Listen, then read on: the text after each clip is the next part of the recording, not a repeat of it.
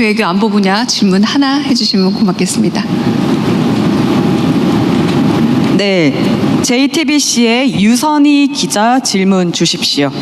네, 두 번째 앉아 계십니다. 예, 대통령님, 저 질문 기회 주셔서 감사합니다. JTBC의 유선희 기자입니다. 우리 외교 안보 이슈와 관련해서 이제 50일 앞으로 에이펙이 다가왔습니다.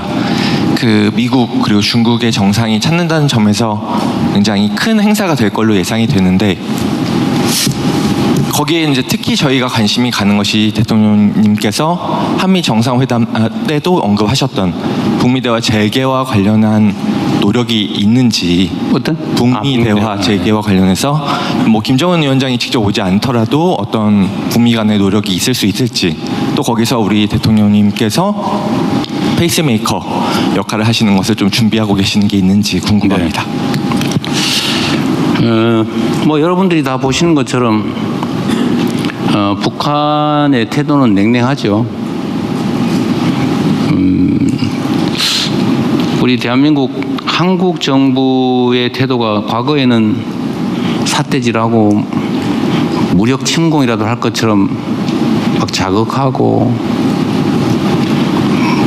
무인기 보내가지고 막 일부 윙윙 소리 내면서 막 평양 상공을 막 돌아다니고, 아파치 헬기가 휴전선 분계선 가까이서 거의 즉각 폭격할 것처럼 이러고 몇 년을 견뎠는데, 북한 입장에서 보면 남한 정부가 갑자기 정권이 바뀌더니 대북 방송도 안 하고 몇 가지 유화 조치를 한다고 해서 그들이 획 돌아서 가지고 갑자기 환한 표정을 갑자기 활짝 웃는 표정으로 바꿔서 그렇게 할 거라고 기대했다면 바보죠. 그래서는 한반도의 평화와 안정이라고 하는 게 군사적 측면에서도 심각한 문제이기도 하지만 경제적 측면에서도 엄청난 피해를 입히기 때문에 휴전선의 군사적 긴장을 조금이라도 완화하는 거, 그게 우리한테 이익이 됩니다. 그들이 어떤 태도를 취하든 간에. 그들이 웃지 않으면 그럼 우리도 화낸 표정으로 계속하면 우리가 손해니까요. 그들을 위해서가 아니라, 이재명이 종북이라서가 아니라 대한민국의 안보를 위해서, 경제를 위해서, 민생을 위해서 필요한 거죠. 그래서 우리는 끊임없이 한반도의 긴장 완화를 위해서, 평화와 안정을 위해서 이제 노력을 해야 됩니다. 대북 관계에서, 남북 관계죠. 그런데 이 남북 관계는 남한 당국만으로 해결될 문제가 아니죠. 이거는 아주 복잡한 국제 문제가 되어 있죠. 특히 핵 개발, 그리고 탄도미사일, 대륙간 탄도미사일.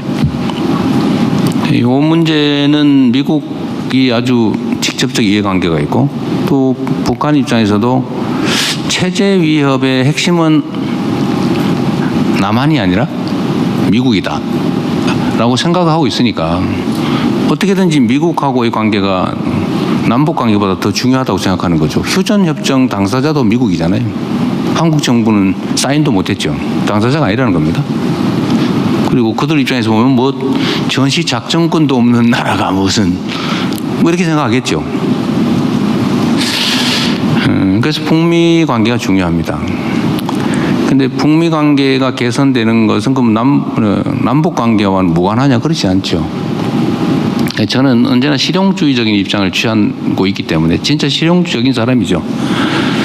이념과 가치, 또 저 개인의 신념 이런 것보다는 국민들의 삶과 나라의 이 국익이 더 중요하다, 또 현실적이어야 된다라고 생각하니까 어떻게 하면 한반도 평화와 안정에 도움이 되느냐를 끊임없이 생각하죠, 크게.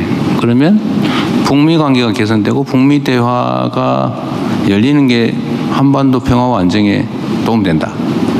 그걸 우리가 주도를 하거나 아니면 우리가 우리의 바운더리 안에서 이루어져야 된다고 고집할 필요가 저는 없다고 생각하죠. 그래서 제가 페이스메이커 하겠다고 그런 겁니다. 잘하시라고. 그게 우리한테 도움이 되니까. 우리가 주도 반드시 해야 된다고 생각하지 않는다. 환경 조성을 우리가 최대한 하겠다. 지금은 가장 강력한 영향력을 미칠 수 있는 게 트럼프 대통령이다. 그리고 미국이라고 하는 요소도 중요하지만 미국의 대통령 트럼프라는 사람의 특성이 또 한반도 평화 안정 확보에 더 도움이 된다. 내가 보기에는. 그래서 피스메이커 역할을 잘하고 있으니 앞으로도 지구의 마지막 남은 분단국가 또 세계 불안정의 가장 큰 요소 중에 하나라고 할 한반도 평화 문제를 실질적으로 진전해내면, 진전을 만들어내면 뭐 진정한 피스메이커 아니겠습니까? 역할을 해주시라고 얘기했고, 지금도 이제 제 기본적인 생각엔 변함이 없죠. 다만 현실적으로 뭘 하고 있느냐, 뭐 우리는 끊임없이 타진하죠. 그리고 노력합니다. 예를 들면 뭐 신뢰가 다 깨졌으니까요. 그 신뢰를 조금이라도 회복하기 위해서 예를 들면 라디오 방송 이런 것도 뭐 필요 없잖아요. 요즘 세상에 뭐 라디오 방송으로 인터넷에 다 나오는데 그 돈 들여가지고 예산 들여서 서로 기분만 나쁘게. 그래서 그것도 중단하는 거잖아요. 뭐 그거 가지고 저를 막 비난하는 데도 있긴 하던데, 그 뭐 쓸데없이 그런 요즘 세상에 뿌리는 거랑 똑같잖아요.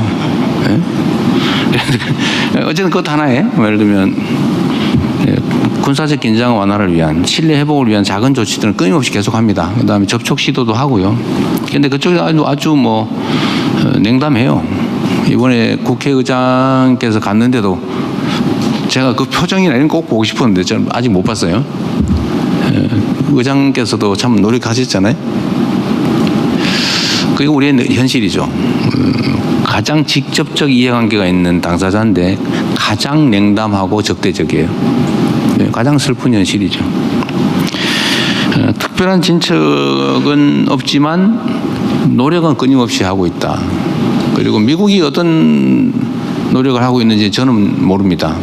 다만 안보실 또 외교부를 중심으로 끊임없이 미국과 접촉하고 노력하고 있죠.